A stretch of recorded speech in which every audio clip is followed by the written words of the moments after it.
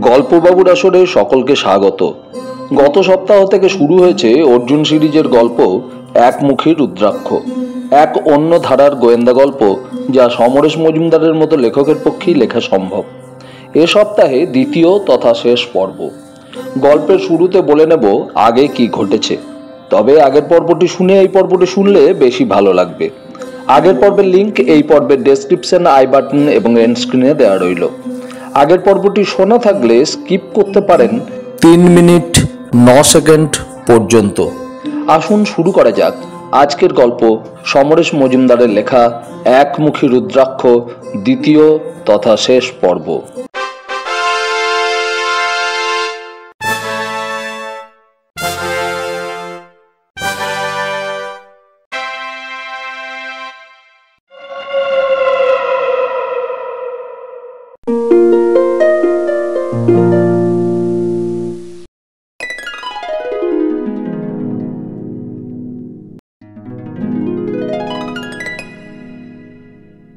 আগে যা ঘটেছে, অর্জুন মাকে ট্রেনে তুলে দিয়ে অন্য ট্রেনে বাড়ি ফিরছিল।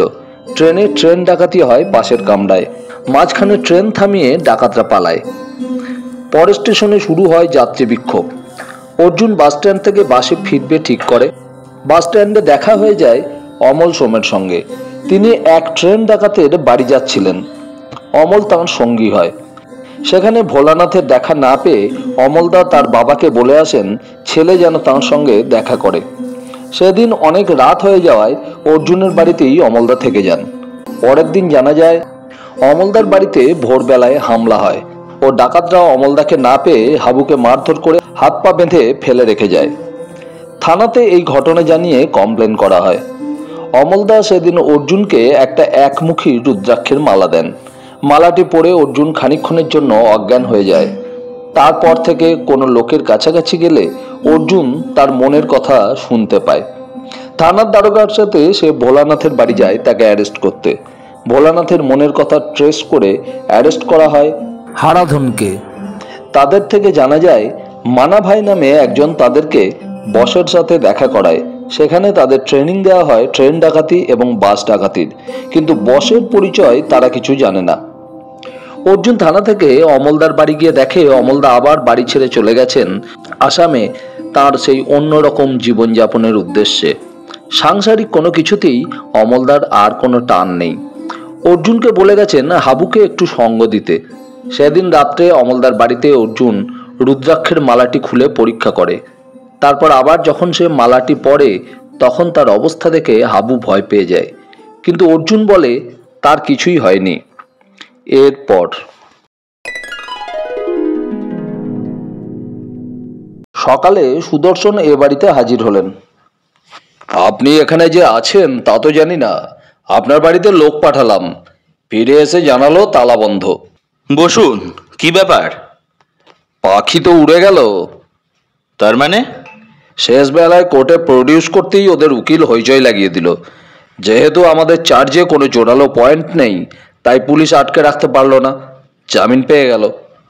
তারপর? ওরা কদমতলায় গিয়ে বাসে উঠেছিল, হারাধন রেলগেটে নেমে গেছে বিশ্বনাথ মণ্ডল পাড়ায়, কিন্তু উকিল ফিরে গেছে শিলিগুড়িতে। ওকে ফলো করেনি আপনার লোক? কি বলবো বলুন, যেহেতু বলা ছিল ওই দুজনকে কভার করতে হবে, তাই তার মাথায় উকিলের কথা ঢোকেনি। একটা সুযোগ হারালেন। আমার বিশ্বাস উকিলকে শিলিগুড়ি থেকে অ্যাপয়েন্ট করা হয়েছিল। ভদ্রলোক নিশ্চয়ই রিপোর্ট দিয়েছেন। হ্যাঁ, আমিও তাই মনে করি। তবে পালা করে মণ্ডলপাড়া বাস স্টপে লোক রেখেছি। বিশ্বনাথ বাড়ি থেকে বেরিয়ে বাসে উঠলেই ওকে ফলো করবে। ওরকম জায়গায় অচেনা লোককে দেখলে সবাই সন্দেহ করবে না? জলপাইগুড়ির কেউ নয়, ওখানকারই লোক। কিন্তু ধরুন যদি ও বাসে না গিয়ে প্রাইভেট কারে যায়? আরে, এটা তো আমার মাথায় ছিল না। কিন্তু ওর মতো একটা নিম্ন মধ্যবিত্ত পরিবারের ছেলে প্রাইভেট কার পাবে কোথায়? যার প্রয়োজন সে তো পাঠাতেই পারে। হারাধন ফোন করেছিল? না, আপনি আমাকে চিন্তায় ফেললেন দেখছি। এদিকে কাল রাতে এসপি সাহেব ডেকেছিলেন। ট্রেন ডাকাতির সঙ্গে জড়িত বলে সন্দেহ করেছি, অ্যারেস্ট করে এনেছি, অথচ জামিনের বিরোধিতা তেমন করে করলাম না কেন জানতে চাইছিলেন। কেন আরো সিরিয়াস চার্জ ওদের বিরুদ্ধে সাজালাম না? আমি আপনার কথা বললে সেটা আমার বিরুদ্ধে যেত। কোনো মতে ম্যানেজ করেছি, কিন্তু উনি খুশি হননি। অর্জুন বলল, আমাদের পরিকল্পনার কথা ওকে খুলে বললেন না কেন? বলে কোনো লাভ হতো না, কারণ হারাধন যে ফিরে গিয়ে আমাদের সাহায্য করবে তার তো কোনো নিশ্চয়তা নেই। সুদর্শনকে বিমর্ষ দেখাচ্ছিল। ওর জিপ গেটের বাইরে দাঁড়িয়েছিল। অর্জুন দেখলো একজন সেপাই বেশ উত্তেজিত হয়ে গেট খুলে ছুটে আসছে। সুদর্শন জিজ্ঞেস করলো, কি হলো? স্যার, মেসেজ এসেছে, আজ সকালে তিস্তা তোরসা এক্সপ্রেসে ডাকাতি হয়েছে। সে কি? এক মুহূর্ত না দাঁড়িয়ে জিপে পৌঁছে গিয়ে ওয়াকিটকি চালু করলেন সুদর্শন। অর্জুন পিছনে এসে দাঁড়িয়েছিল। কথা শেষ করে সুদর্শন বললেন, আর দাঁড়ানো যাচ্ছে না, একেবারে নাকের ডগায় ডাকাতিটা হয়েছে। কোথায়? রানীনগর আর জলপাইগুড়ি রোডের মাঝখানে। আচ্ছা, আমি চলি। সুদর্শন জিপে উঠে বসতেই অর্জুন জিজ্ঞেস করলো, আপনি কি ওখানেই যাচ্ছেন? হ্যাঁ, ট্রেনটাকে জলপাইগুড়ি রোডে দাঁড় করিয়ে রেখেছে। আমি সঙ্গে গেলে অসুবিধা হবে? সুদর্শন একটু ভাবলেন, তারপর বললেন, আচ্ছা আসুন। জলপাইগুড়ি শহরের দুপাশ দিয়ে দুটো ট্রেন লাইন চলে গেছে। নিউ জলপাইগুড়ি থেকে সগর্বে এসে রানীনগর স্টেশনে ওরা আলাদা হলো। ফলে জলপাইগুড়ির দুটো স্টেশন পেয়ে গেল। একটা সেই পুরনো স্টেশন, যা শহরের বুকের ওপর হলেও অব্যবস্থা এবং অযত্নে প্রাগৈতিহাসিক হয়ে গেছে। বড় ট্রেন বলতে দার্জিলিং মেলের কয়েকটা কামরা বিকেলবেলায় যাত্রী ট্রেনে আনে। দ্বিতীয় স্টেশনটা ছিমছাম, অনেকটা লম্বা প্ল্যাটফর্ম। নামি ট্রেনগুলো থেমে বা না থেমে ছুটে যায় আসাম থেকে বা আসামে, কিন্তু স্টেশনটায় পৌঁছাতে হাঙ্গামা করতে হয়। তিস্তা নদীর প্রায় কোল ঘেঁষে এই স্টেশনে পৌঁছাতে রাত বিরাতে রিক্সা পাওয়া মুশকিল। ট্রেন লেট হলে বিপাকে পড়তে হয়। সুদর্শনের জিপ এই দ্বিতীয় স্টেশনের দিকে ছুটছিল। জলপাইগুড়ির রাজবাড়ি পেরিয়ে ন্যাশনাল হাইওয়ে ডিঙিয়ে রেল লাইনের কাছে পৌঁছে সুদর্শন বললেন, একটা কথা বলছি বলে কিছু মনে করবেন না। নিশ্চয়ই না, বলুন।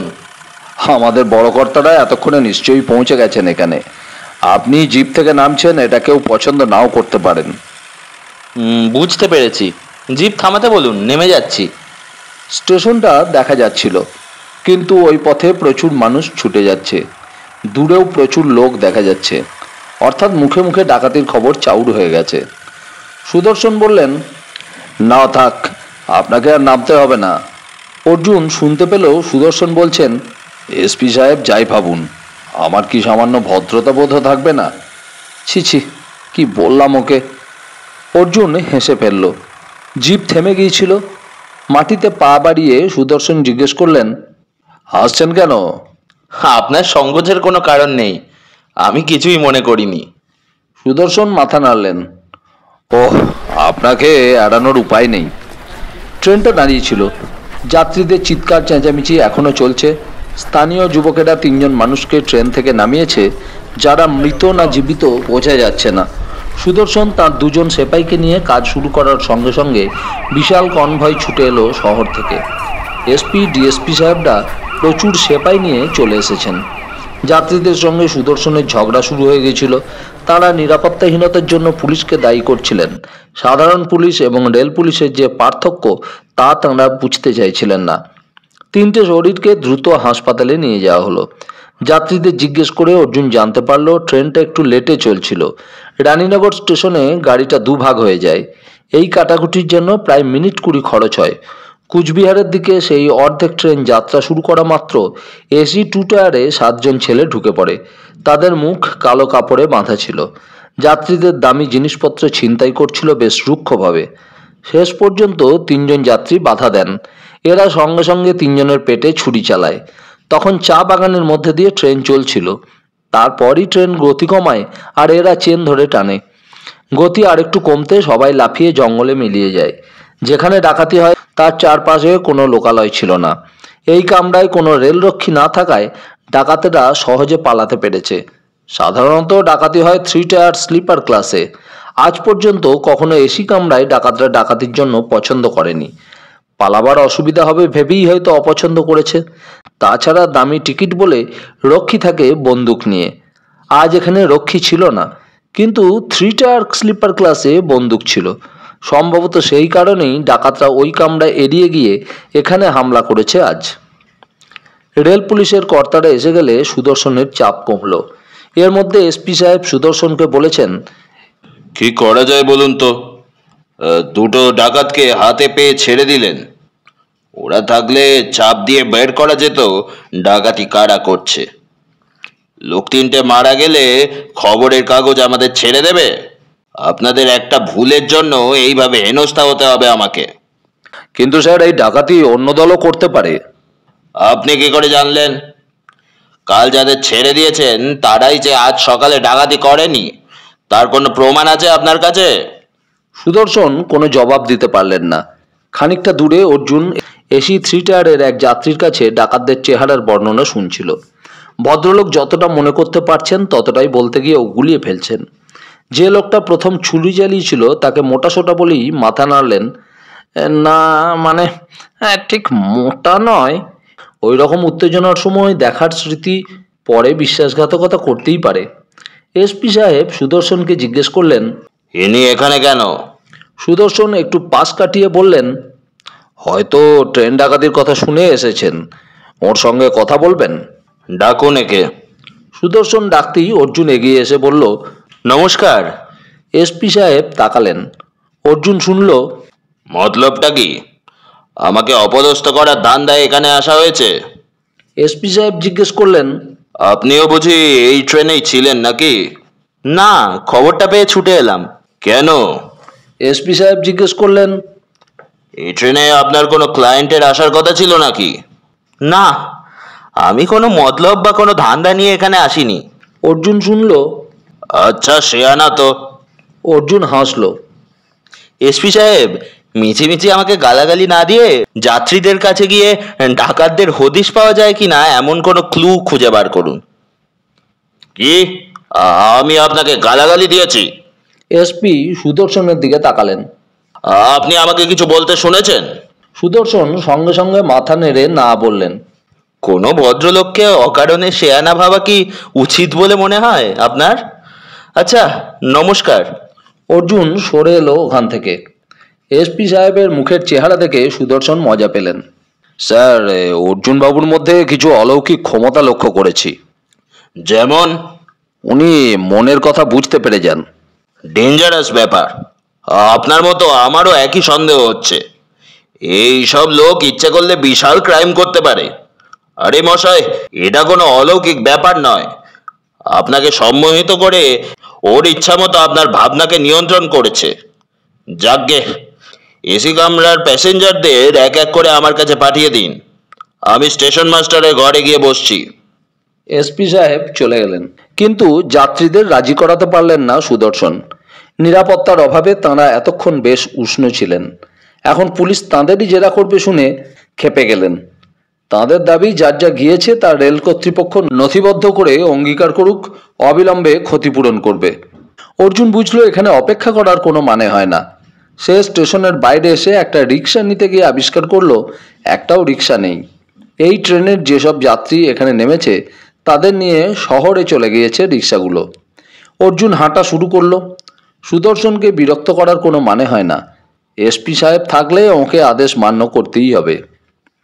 মিনিট 7 হেঁটে লেভেল ক্রসিংয়ে পৌঁছে গেল অর্জুন, এবং সেখানেই অজিত নাগের দেখা পেয়ে গেল। অজিত ওর সঙ্গে জেলা স্কুলে পড়তো, খুব মাতব্বর ছিল সে সময়, এখন কন্ট্রাক্টারি করছে। আরে তুই ট্রেনে এলি? অজিত জিজ্ঞেস করলো। না, তুই কেমন আছিস? আর থাকা, আমরা কুলিগিরি করি, তোর মতো তো নয়। কোথায় যাবি? অজিত জিজ্ঞেস করলো। বাড়ি। তাহলে চল, তোকে আমি জলপাইগুড়ি মোড়ে নামিয়ে দিচ্ছি, ওখান থেকে রিক্সা পেয়ে যাবি। অজিত তার মোটর বাইক চালু করলো। ওর পিছনে উঠে অর্জুন জানতে চাইল, তুই কোথায় যাচ্ছিস? শিলিগুড়ি। বাইক চলছিল। অর্জুন জিজ্ঞেস করলো, তোর সঙ্গে এক্সট্রা হেলমেট নেই? আছে। অজিত মেরুদণ্ড সোজা করে বাইক চালাচ্ছিল। আমাকে দে। তুই তো একটু পরেই নেমে যাবি, এদিকে পুলিশ কোথায়? আমি ভাবছি তোর সঙ্গে শিলিগুড়ি থেকেই ঘুরে আসি। যাবি? চল, তোকে একটা দারুণ দোকানে মোমো খাওয়াবো। অজিত বাইক থামালো, তারপর বাইকের বাক্স থেকে একটা হেলমেট বের করে অর্জুনকে দিল। হেলমেট পরলে মানুষের চেহারা পাল্টে যায়। অজিত বাইক চালাচ্ছিল বেশ দ্রুত গতিতে। ছুটন্ত বাস বা লরিদের ও তেমন পাত্তা দিচ্ছে না। অর্জুন নিজে হলে কখনোই এভাবে চালাতো না। এক সময় রেলগেট এসে গেল। অর্জুন জিজ্ঞেস করলো, তোর কি খুব তাড়া আছে? অজিত মাথা নাড়ল, না না। তাহলে এই চায়ের দোকানের সামনে একটু দাঁড়া। অজিত দাঁড়ালো। মাটিতে নেমে অর্জুন দেখলো দোকানে হারাধন নেই। সে দোকানদারকে জিজ্ঞেস করলো, আচ্ছা, হারাধনের বাড়িটা কোথায়? দোকানদার তাকালো। অর্জুন শুনতে পেল, এই আর একজন এলো। দোকানদার মাথা নাড়ল, ওকে তো বাড়িতে পাবেন না, এই সকালেই শিলিগুড়ি চলে গিয়েছে, কখন ফিরবে জানি না। আমার আগে ওকে কে খুঁজতে এসেছিল? জানি না। আপনি তো দেখেছেন। ওর কোনো বন্ধু হবে বোধহয়। বাড়ি কোথায় জিজ্ঞেস করতে দেখিয়ে দিয়েছিলাম। একটু পরেই দেখলাম হারাধন ওর সঙ্গে বাসে উঠে গেল। কি ব্যাপার বলুন তো? অর্জুন মাথা নেড়ে আবার বাইকে উঠে বসলো। বাইক চালু করে অজিত জিজ্ঞেস করলো, আরে এই হারাধনটা কে রে? ওই ট্রেনে ডাকাতি করেছিল। চার চলে, আজকেই তো ডাকাতি হয়েছে। সেই দলে ও ছিল কিনা জানি না। তুই এদের নিয়ে কারবার করিস না? কারবার বলা যায় কিনা বুঝতে পারছি না। অর্জুন শুনলো অজিত ভাবছে, অর্জুন কোনো অ্যাডভেঞ্চারে যাচ্ছে বলে মনে হচ্ছে, ওর সঙ্গে থাকলে মন্দ হয় না। অর্জুন হাসলো। মণ্ডলপাড়া চলে এলো। অর্জুন বলল, বাঁ দিকে চল। একটাও প্রশ্ন না করে বাঁ দিকের রাস্তা ধরলো অজিত। একেবারে বৈদ্যনাথের বাড়ির সামনে পৌঁছে অর্জুন ওকে থামালো। বিশ্বনাথদের বাড়ির দরজা বন্ধ। সেখানে শব্দ করতে ভেতর থেকে হেঁড়ে গলায় চিৎকার ভেসে এলো, কে? আমি অর্জুন। দরজা খুললেন বৈদ্যনাথ। সম্ভবত হেলমেট থাকায় তিনি প্রথমে চিনতে পারলেন না। কি চাই? বিশ্বনাথ বাড়িতে আছে? হেলমেট খুলল অর্জুন। ও, তুমি আবার এসেছো? তোমার সাহস তো কম নয়। আপনি কি ভয়ঙ্কর মানুষ যে আসতে ভয় পাবো? অর্জুন হাসলো। তোমরা আমার ছেলেকে মিথ্যা মামলায় জড়িয়েছো। তোমরা ওর জীবনটাকে নষ্ট করে দিতে চাইছো। গলা তুলে চিৎকার শুরু করলেন বৈদ্যনাথ। সামনের পথ দিয়ে যারা যাচ্ছিল তাঁরা ওই চিৎকারে দাঁড়িয়ে গেলেন। ক্রমশ ভিড় বাড়তে লাগলো। অজিত ডাকলো, অর্জুন চলে আয়। অর্জুন হাত তুলল। আপনি একটু থামবেন? থামবো? তোমরা আমার ছেলেকে বিনা দোষে জেলে ঢোকাতে চাইছো, আর আমি চুপ করে থাকবো? আগের দিন হলে তোমাকে আমি গ্রাম থেকে বেরোতে দিতাম না। বেশ, আপনার আগের দিন এখন যখন নেই, তখন দয়া করে বলুন বিশ্বনাথ বাড়িতে আছে কিনা, কারণ আজ সকালে ও ট্রেনে ডাকাতি হয়েছে। ও বাড়িতে থাকলে বেঁচে যাবে। এই সময় এক প্রৌঢ় এগিয়ে এসে বলল, বলে দাও না বিশু বাড়িতে আছে কিনা। আর ট্রেন ডাকাতির কথা তো আমিও শুনেছি। ও একটু বেরিয়েছে। গম্ভীর মুখে বললেন বৈদ্যনাথ। কখন বেরিয়েছে? সকালে। আর ঠিক সময়টা বলুন। তো একটু আগে। কোথায় গিয়েছে? শিলিগুড়িতে? আমি জানি না, আমাকে বলে যায়নি। অনেক ধন্যবাদ। অর্জুন ফিরে গেল বাইকে। সঙ্গে সঙ্গে বাইক চালু করলো অজিত। জনতা কোনো আপত্তি জানালো না তাদের পথ করে দিতে। হাইওয়েতে ওঠার পর অজিত বলল, ভাগ্যিস লোকগুলো খেপে যায়নি, তাহলে ওখান থেকে বেরিয়ে আসতে পারতাম না। ওরা খেপে যাবে কেন? ওই ভদ্রলোক সম্পর্কে গ্রামের কেউ ভালো ধারণা রাখেন না, উল্টে সবাই একটু বিরক্ত। কিন্তু কেসটা কি বলতো? এই ছোকরাও ট্রেন ডাকাতির সঙ্গে জড়িয়ে নাকি? হ্যাঁ। তাহলে পুলিশ ওদের ধরছে না কেন? পুলিশ জানে? ধরেছিল, কাল কোর্ট থেকে জামিন পেয়েছে। জামিন পেয়ে আবার ডাকাতি করছে? সেটা এখনো জানি না। ওরা শিলিগুড়িতে চলে এলো। অর্জুন বলল, তুই আমাকে এয়ার ভিউ হোটেলের সামনে নামিয়ে দে। এখানে তোর কতক্ষণ লাগবে? বলতে পারছি না। তুই তো জলপাইগুড়ি ফিরে যাবি। বাহ, যাবো না কেন? গুরু, সত্যি করে বল না, কোন অ্যাডভেঞ্চারে যাচ্ছিস? না না, স্রেফ বেড়াতে এলাম। ঠিক আছে, আমি ঘন্টা দুয়েক বাদে এখান দিয়ে ফিরবো। তোর কাজ হয়ে গেলে অপেক্ষা করিস। অজিত চলে গেল। অর্জুন বুঝলো অজিত তাকে বিশ্বাস করেনি। সে বেড়াতে এসেছে বলা সত্ত্বেও বলল কাজ শেষ হয়ে গেলে অপেক্ষা করতে। সম্ভবত ওর ইচ্ছা ছিল তার সঙ্গে থাকার, কিন্তু আদৌ কোনো অ্যাডভেঞ্চারের কথা যখন মাথায় নেই, তখন ও বেচারাকে হতাশ করে লাভ কি? ও ওর কাজ করুক। এয়ারভিউ হোটেলের পাশে একটা সুন্দর রেস্তোরাঁ আছে। খিদে পেয়েছিল। অর্জুন সেখানে বসে মোগলাই পরোটা খেয়ে নিল। তারপর বাইরে আসতেই পেট্রোল পাম্পের সামনে মারুতি স্ট্যান্ডটা নজরে পড়ল। তার মনে পড়ল এই স্ট্যান্ডেই নাকি মানা ভাইকে পাওয়া যাবে। সে ধীরে সুস্থে পার হতেই শুনতে পেল, আরে দাদা, আপনি? অর্জুন দেখল মাধব এগিয়ে আসছে। মালবাজারের ঠোঁট কাটা চাঁদুর বন্ধু মাধু। গতকালই ওর সঙ্গে জলপাইগুড়িতে দেখা হয়েছিল। অর্জুন হাসলো। এই একটু কাজে এসেছিলাম। তুমি এখানে কি করছো? এই স্ট্যান্ডেই তো আমি গাড়ি রাখি। কোথায় যাবেন বলুন? কোনো বিশেষ জায়গায় যাওয়ার কথা আমার নয়। বলতে বলতে অর্জুনের খেয়াল হলো মাধুর কাছে মানা ভাইয়ের খবর পাওয়া যেতে পারে। চলুন দাদা, আপনাকে চা খাওয়ায়। না না, আমি এইমাত্র খেলাম। তুমি এখন কোথাকার প্যাসেঞ্জার তুলছো? কোনো ঠিক নেই। পুরো ভাড়া পেলে প্যাসেঞ্জার যেখানে বলবে, তা না হলে কার্শিয়াং পর্যন্ত শাটল কাটবো। মাধব বলল। আচ্ছা, এখানে মানা ভাই বলে কেউ আসে? মাধব চকিতে স্ট্যান্ডটা দেখে নিল। কি ব্যাপার দাদা, নামটা শুনে তুমি কেমন চমকে গেলে যে? না মানে, মানা ভাই খুব পাওয়ারফুল লোক। এই স্ট্যান্ড ওই কন্ট্রোল করে। ওকে কমিশন দিতে হয় আমাদের। তারপর কোনো বড় প্যাসেঞ্জার তুললে মানা ভাইকে রিপোর্ট দিতে হয়। কিরকম? স্টেশনে নিয়ে গেলে কোন ট্রেনে যাচ্ছে, কিরকম দামি জিনিস নিয়ে যাচ্ছে, তার একটা আন্দাজ করে বলতে হয়। সেটা শুনে মানা ভাই কি করে? তা আমি জানি না দাদা। ওই যে আসছে, ওই মারুতিটায়। অর্জুন দেখলো একটা মারুতি ভ্যান বেশ জোরে ছুটে এসে কায়দা করে ওদের পিছনে পৌঁছেই সজোরে ব্রেক চাপলো। চাকায় শব্দ হলো।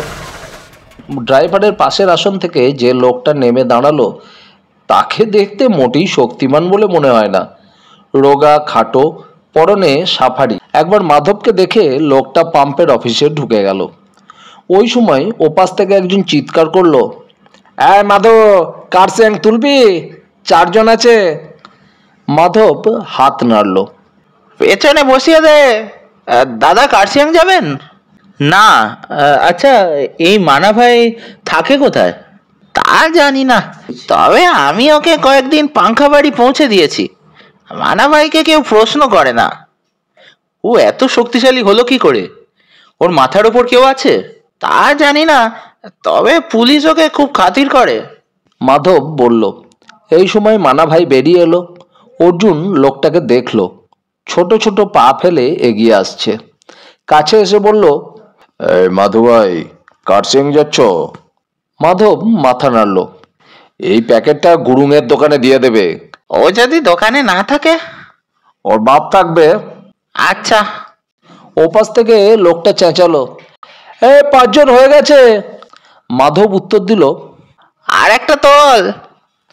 মানা ভাই জিজ্ঞেস করলো, এনে যাবেন না?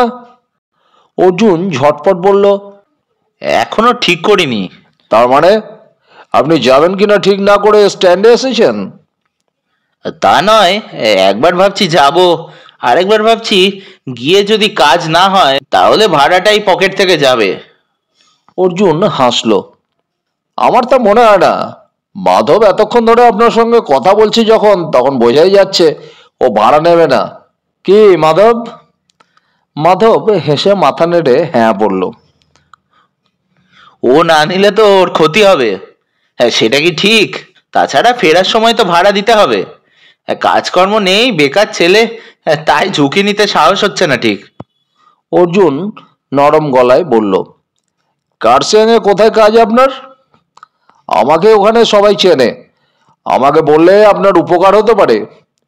মানা ভাই তাকালো। অর্জুন দ্রুত নাম হাতড়াচ্ছিল। এর আগে কার্সিয়াংয়ে সে গিয়েছে। সে বলল, ডাউহিল স্কুলে খাতাপত্র সাপ্লাই দেওয়ার জন্য যাচ্ছিলাম। ও, তাতে কি আপনার প্রফিট হবে? ওরা যদি কাজটা দেন তাহলে কিছুটা উপকার হবে। ঠিক আছে, ওখানে মিসেস তামাং আছেন। বলবেন আপনি আমাকে চেনেন, হয়তো কাজ হয়ে যাবে। কি নাম বললেন আপনার? সে জবাব দেওয়ার আগে মাধব বলল, অর্জুন। মানা ভাই মাথা নাড়তেই ওপাশ থেকে লোকটা চেঁচালো, 6 জন হয়ে গেছে, জলদি কার্সিয়াং কার্সিয়াং। মাধব বলল, যা, চলুন একজন প্যাসেঞ্জারকে নেমে যেতে বলি। মানা ভাই মাথা নাড়ল, না তা তুমি পারো না। স্ট্যান্ডের নিয়ম হলো একজন প্যাসেঞ্জারকে গাড়িতে তুললে তাকে নামানো যাবে না। তুমি চলে যাও, আমি অর্জুনকে পরের গাড়িতে তুলে দেব। কথাগুলো শেষ হতেই টেলিফোন বেজে উঠল। মানা ভাই পকেট থেকে মোবাইল বের করে নিচু গলায় হ্যালো বলল। 2-3টে কথা বলেই লোকটা দ্রুত চলে গেল তার মারুতির দিকে। চোখের নিমেষে মারুতি হাওয়া হয়ে গেল। মাধব হাসল, এরকম মাঝে মাঝে হয়। কিরকম? ওই যে দেখলেন না, কেউ মোবাইলে ডেকে পাঠালে মানা ভাই এখানে এক মুহূর্ত দাঁড়ায় না। আসুন। মাধব হাঁটা শুরু করলো। এই যে বললেন ডাউহিল স্কুলে যাবেন। না থাক, তাছাড়া তোমার গাড়িতে আর জায়গা নেই। আপনি আসুন না। গাড়ির কাছে গিয়ে মাধব একটি নেপালি ছেলেকে নেপালি ভাষায় বলল, সে যদি পিছনে গিয়ে বসে তাহলে আর একজন প্যাসেঞ্জার নিতে পারবে। ছেলেটা প্রবলভাবে আপত্তি করলো। অর্জুন বলল, মাধব, পরে আরেকদিন হবে, এখন তুমি যাও। বলে আর না দাঁড়িয়ে সোজা হাঁটতে লাগলো। সেবক রোডে সে মারুতিটাকে দেখতে পেল। মানা ভাইয়ের গাড়ি, একই নাম্বার। গাড়িতে কেউ নেই। উল্টো দিকের বাড়িগুলোর দিকে নজর বোলাতেই চায়ের অফিসের সাইনবোর্ড দেখতে পেল সে। অর্জুন একটু সরে একটা দোকানের পাশে গিয়ে দাঁড়ালো। মানা ভাই তাহলে এই ডেরায় এসেছে। কি এমন জরুরি ফোন যা ওকে এখানে নিয়ে এলো? মিনিট 3 বাদে 4জন যুবক বাড়িটা থেকে বেরিয়ে এলো। রাস্তায় নেমে দুপাশে দেখে ওরা 4জন দুভাগে দুদিকে হাঁটা শুরু করলো। অর্জুন এগোলো। যারা শহরের দিকে যাচ্ছিল তাদের পিছনে চলে এলো সে। একজন বলল, আমি এখান থেকে একটা রিক্সা নিয়ে সিনক্লেয়ার হোটেলের সামনে চলে যাচ্ছি, আর তুমি 5 মিনিট পরে অটো নিয়ে চলে এসো। এই রিক্সা! ছেলেটি একটা রিক্সা দাঁড় করিয়ে উঠে বসলো। দ্বিতীয় ছেলেটি ঘড়ি দেখল। অর্জুন তার পাশে গিয়ে দাঁড়াতেই শুনতে পেল, ব্যাটাকে ঠিক মেরে ফেলবে, বেইমানির শাস্তি হলো মৃত্যু। অর্জুন গম্ভীর গলায় বলল, এটা পৃথিবীর সব দেশের মাফিয়াদের নিয়ম, বেইমানির শাস্তি মৃত্যু। ভূত দেখার মতো চমকে উঠল ছেলেটা। তারপর মুখ ঘুরিয়ে পাই পাই করে ছুটতে লাগলো শিলিগুড়ির ব্যস্ত রাস্তার পাশ ধরে। অর্জুনও দৌড়ালো। এই সময় যে চিৎকারে খুব কাজ হয় সেই চিৎকারটা করলো সে। চোর চোর, ধরুন ধরুন! দুপাশের লোকজন অবাক হয়ে এই দৌড় দেখছিল। চিৎকার কানে যাওয়া মাত্র ছেলেটি যাদের পাশ দিয়ে ছুটে যাচ্ছিল তাদের 2জন ওকে জাপটে ধরল। ছাড়াবার জন্য প্রাণপণ চেষ্টা করতে করতে ছেলেটি চেঁচালো, আমি চোর নই, ছাড়ুন, ছেড়ে দিন আমাকে। ততক্ষণে অর্জুন পৌঁছে গেছে পাশে। ছেলেটির কবজি শক্ত করে ধরে জিজ্ঞেস করলো, তুমি চোর নও? না। মাথা নাড়ল ছেলেটি। তাহলে পালাচ্ছিলে কেন? ছেড়ে দিন, ছেড়ে দিন প্লিজ। সেই সঙ্গে অর্জুন শুনতে পেল, এই লোকটা আমার মনের কথা টের পেলো কি করে? আমাকে পালাতেই হবে, নইলে ওরা ঠিক মেরে ফেলবে।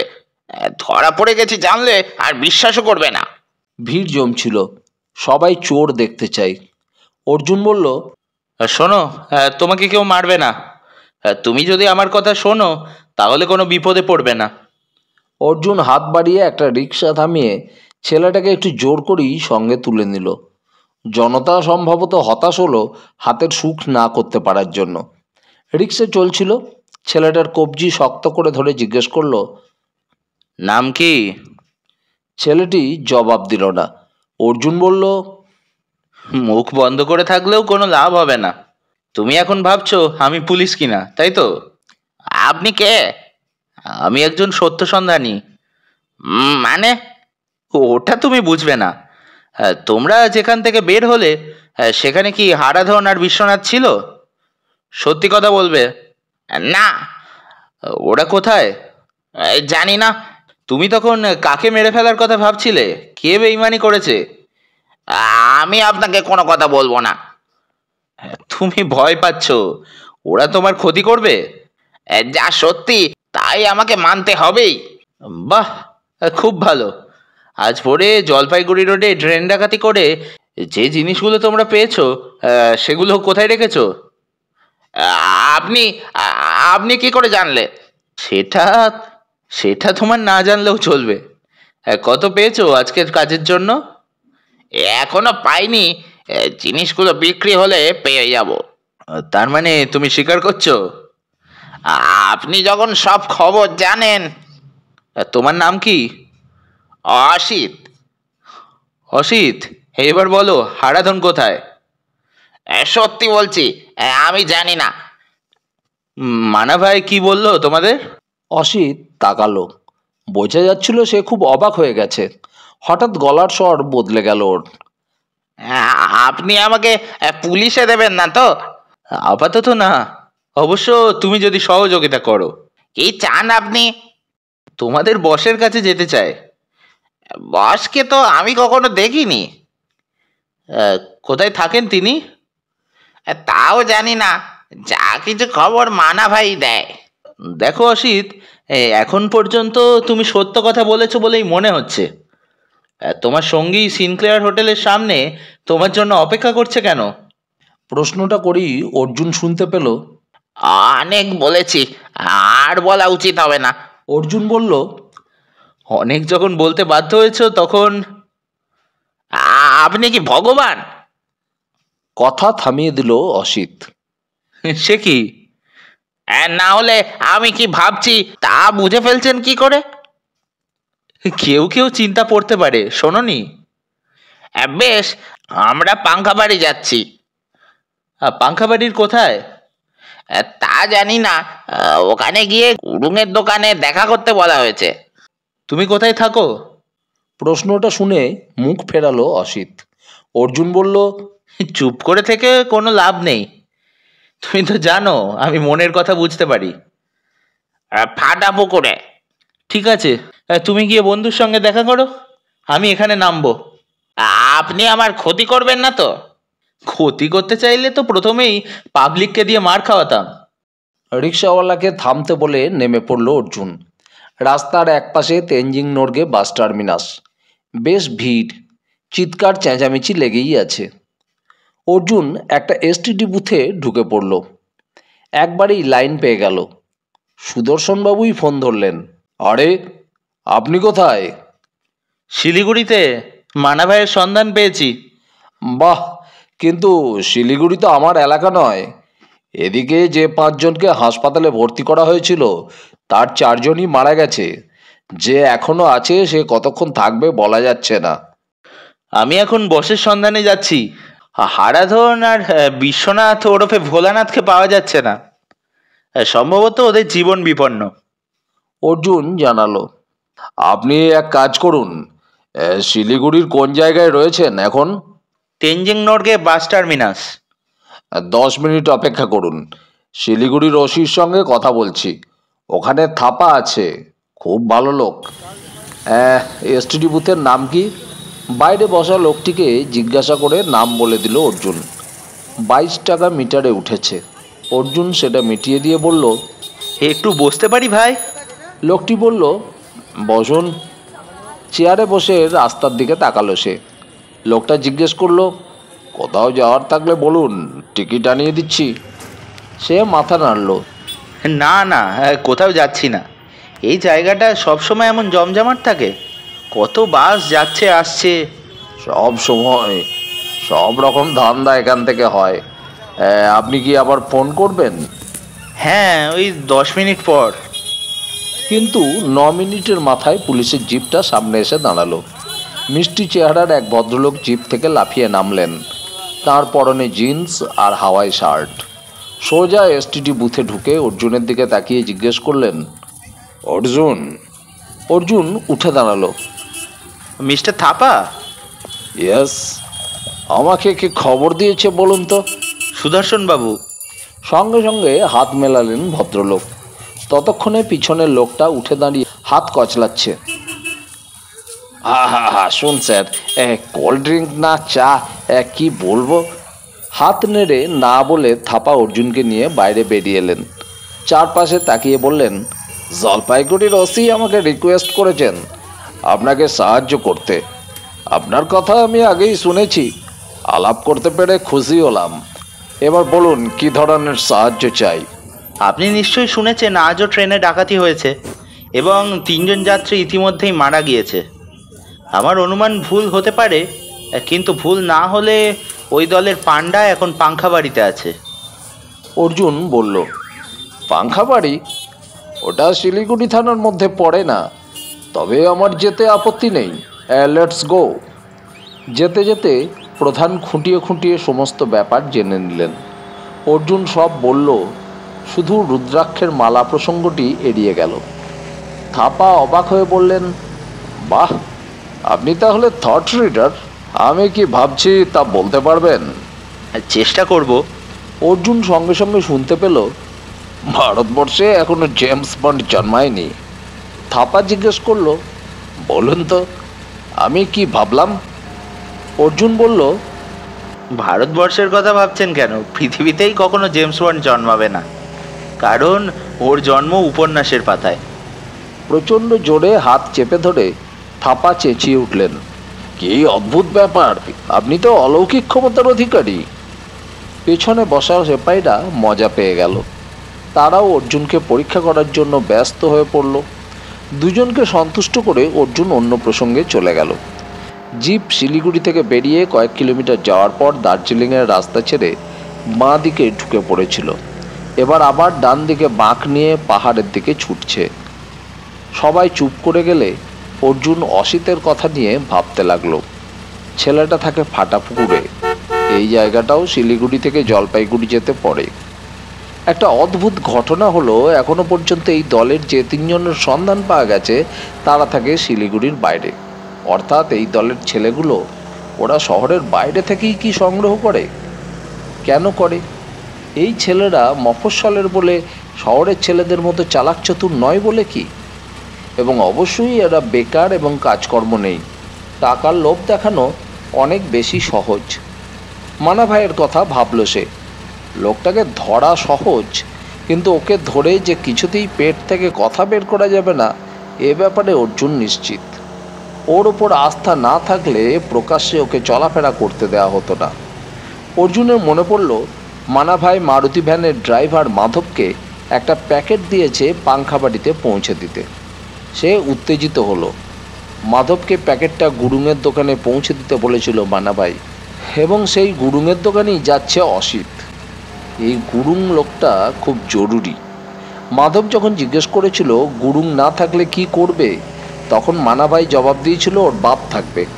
কথাটা দুটো মানে, 1, গুরুং তার দোকান ছেড়ে কোথাও যায় না। 2, সে যখন কোথাও যায় তখন তার বাবা দোকান চালায়। জিপ পাহাড়ে উঠছিল। পাংখাবাড়ির পথ অনেকটা খাড়াই। এই পথ আগে আরও খারাপ ছিল। কার্শিয়াং যাওয়ার মূল রাস্তা শুকনা দিয়ে, একটু ঘুরপথ বলে সময় লাগে। এখন পাংখাবাড়ির পথ অনেকটা ভালো। ভারী বাস বা লরির এই পথে যেতে অসুবিধা হয়, কিন্তু জিপ বা মারুতি সহজেই চলে যায় এবং কম সময়ে কার্শিয়াং পৌঁছায়। ফলে এখন এই পথে গাড়ির সংখ্যা প্রচুর বেড়ে গিয়েছে। অর্জুন দেখলো সোজা ওপরে উঠে আচমকা ডান দিকে বাঁক নিতে হলো জিপটাকে। শক্ত করে কিছু ধরে না রাখলে মুশকিল। মিস্টার থাপা জিজ্ঞেস করলেন, আপনি পাংখাবাড়িতে আগে গিয়েছেন? না। অর্জুন মাথা নাড়ল। তাহলে এখানকার পুলিশ স্টেশনে যাওয়া উচিত। আমার মনে হয় সেটা না করাই ঠিক হবে। কেন? আমি এখনো জানি না ওদের চিফ পাংখাবাড়িতে আছে কিনা। যদি থাকে এবং এটাই যদি ওর আস্থা না হয়, তাহলে লোকাল থানার সঙ্গে ভালো সম্পর্ক থাকাই স্বাভাবিক।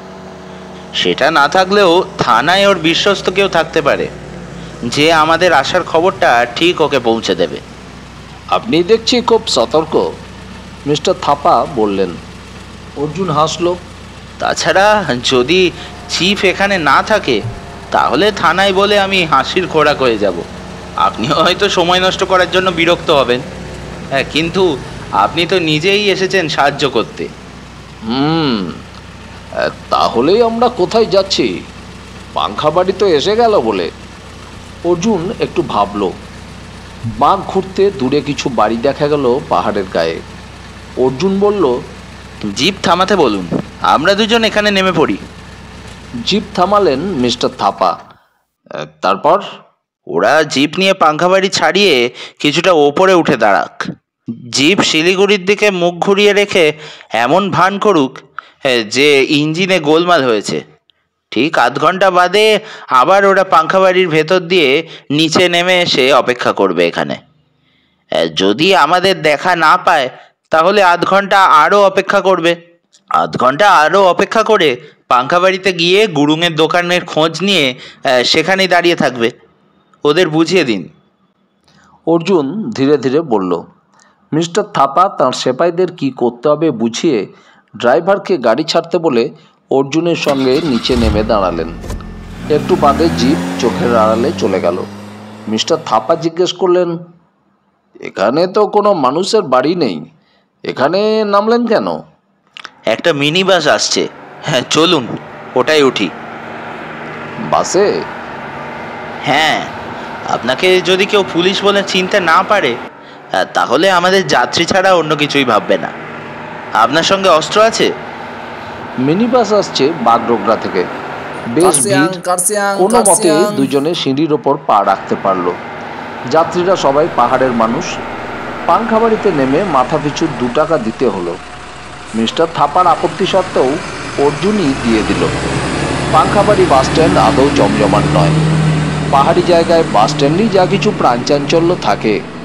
এখানে একটা চায়ের দোকান, একটা রেস্টুরেন্ট আর কিছু অন্যান্য দোকান নজরে পড়ল। এর মধ্যে কোনটা গুরুঙের দোকান? অর্জুন ঘড়ি দেখল। অসিত এবং তার বন্ধুর এখানে চলে আসার কথা। ওরা নিশ্চয়ই গুরুঙের দোকানে পৌঁছে গেছে। চা খাবেন? অর্জুন জিজ্ঞেস করল। না, আমি চা খাই না। সিগারেট? হাত নাড়লেন ভদ্রলোক। আপনি খেলে খেতে পারেন। আসলে স্থানীয় লোকের সঙ্গে কথা বলতে হলে চায়ের দোকানে ঢোকা দরকার। হ্যাঁ চলুন। ওরা দোকানটার সামনে গিয়ে দাঁড়ালো। একটা চা।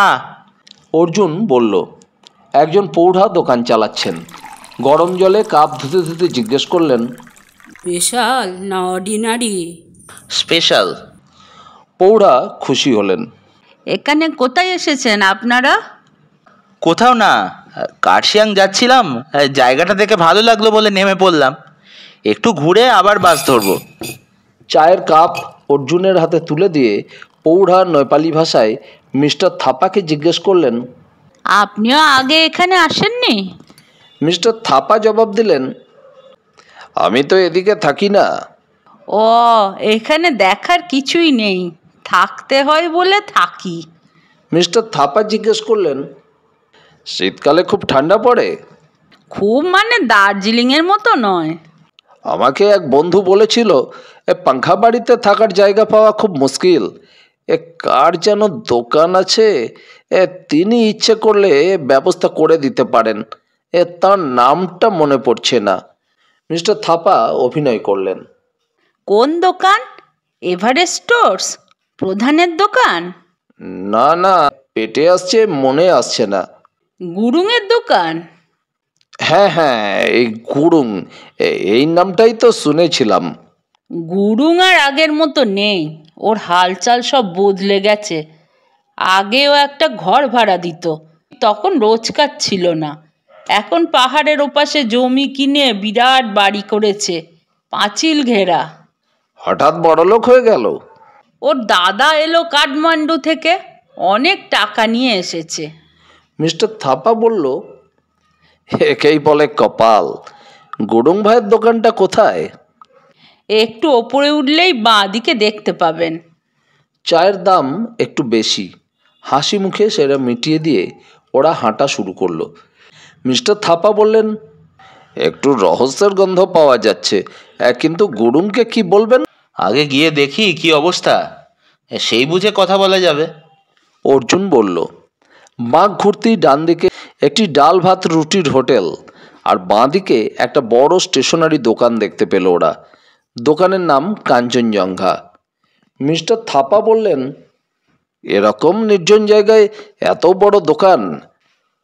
নিশ্চয়ই খদ্দের আছে। একটা বুড়ো বসে আছে দোকানে। উনি সম্ভবত গুরুংয়ের বাবা। কি করে বুঝলেন? চলুন না, জিজ্ঞেস করে দেখা যাক। এখানে এখন ঠান্ডা নেই, তবু বৃদ্ধ সোয়েটার পরে বসে আছেন কাউন্টারে। চকলেট থেকে হরলিক্স, খাতাপত্র, প্রসাধনী জিনিসের বিপুল সম্ভার এখানে সাজানো। বৃদ্ধ রোগা, পিটপিটে চোখে ওদের দিকে তাকিয়ে জিজ্ঞেস করলেন, কে চায়? আচ্ছা, এখানে মিস্টার গুরুংকে পাওয়া যাবে? আমি গুরুং। ও নমস্কার, আমরা আপনার সাহায্য চাই। কলকাতার একটা স্কুলের 30টা বাচ্চা নিয়ে স্কাউটের দল এখানে আসবে। ওরা এই পাংখা বাড়িতে 7 দিন থাকতে চায়। যা খরচ লাগে সব দেবে। আমরা তার ব্যবস্থা করতে এসেছি। বাস স্ট্যান্ডে খোঁজ করতে সবাই বলল আপনার দোকানে আসতে। আপনি এ ব্যাপারে সাহায্য করতে পারেন। আমি কি করে সাহায্য করব? কিছু না, এই 30 জনের থাকা খাওয়ার বন্দোবস্ত যদি করে দেন। 30 জনের জন্য ওই 3000 টাকা বাজেট আছে। বৃদ্ধকে চিন্তিত দেখালো। 7 দিন? আগে হ্যাঁ। আপনি তো পাহাড়ের লোক, আপনিও এর সঙ্গে আসেন? প্রশ্নটা মিস্টার থাপার দিকে তাকিয়ে, অতএব তাকে জবাব দিতে হলো। আমি শিলিগুড়িতে থাকি, ইনি আমার পরিচিত। দেখুন, এখানে তো অত লোকের থাকার জায়গা নেই, তবে আমার ছেলের কথা বললে ও কিছু একটা ব্যবস্থা করে দিতে পারে। বেশ তো, তিনি এখন কোথায়? মিস্টার থাপা জিজ্ঞেস করলেন। ওই বেঞ্চিতে বসুন, আর তার আসার সময় হয়ে গিয়েছে। দোকানের সামনে ফেলে রাখা বেঞ্চিতে বসলো ওরা। অর্জুন লক্ষ্য করলো বৃদ্ধ ওদের দিকে এক দৃষ্টিতে তাকিয়ে আছেন। এই বুড়ো যেভাবে আমি গুরুং বলেছিল তাতে অবাক হয়েছিল সে। ওর ধারণা ছিল গুরুং লোকটা মধ্যবয়সী। বেশ কিছুক্ষণ অপেক্ষার পর ওরা দেখতে পেল মিস্টার থাপার জিপ ওপর থেকে নেমে আসছে। অর্জুনের ভয় হলো অফিসারকে দেখে ড্রাইভার জিপ না থামিয়ে দেয়। সে মিস্টার থাপাকে বলল, আসুন দোকানের ভেতরে যাই, খিদে পেয়েছে, বিস্কুট কিনবো। মিস্টার থাপা ইঙ্গিত বুঝতে পেরে চটপট দোকানের ভেতর ঢুকে পড়তেই জিপ পাশের রাস্তা দিয়ে চলে গেল। কি বিস্কুট নেবেন? বৃদ্ধ জিজ্ঞেস করলো। Mary biscuit. বৃদ্ধ একটা প্যাকেট এগিয়ে দিয়ে বলে উঠলেন, এই যে এসে গেছে। ওরা দেখলো বেশ স্মার্ট এক নেপালি ভদ্রলোক সামনে দাঁড়িয়ে। বৃদ্ধ প্রথমে তাঁর ভাষায় ব্যাপারটা বুঝিয়ে দিলেন। শোনার পর গুরুং জিজ্ঞেস করলো, কলকাতায় কোন স্কুল? ক্যালকাটা ইউনাইটেড। ঝটপট নামটা বানালো অর্জুন। কবে আসতে চায়? ওই সামনের মাসের প্রথম সপ্তাহে। দেখুন ভাই, এখানে তো থাকার জায়গার খুব অভাব। আপনারা বলছেন 30টা বাচ্চা আসবে, সঙ্গে নিশ্চয়ই মাস্টাররাও কজন থাকবে? হ্যাঁ, তা তো থাকবেই। অসম্ভব। আপনিও সমস্যাটাকে অসম্ভব বলছেন? আমি কে? আপনারা কাশিয়াঙে চলে যান, ওখানে অনেক জায়গা পেয়ে যাবেন। না, ওরা কার্শিয়াং বা কোনো শহরে থাকতে চায় না। আরে ভাই, এই পাহাড়ে কে আপনাকে 10-12টা ঘর দেবে? আচ্ছা, তাঁবুতে থাকবে ওরা? কোনো সমস্যা নেই। তাহলে 1000 ডেইলি বেশি দেবেন। কোথায় তাঁবু ফেলবো?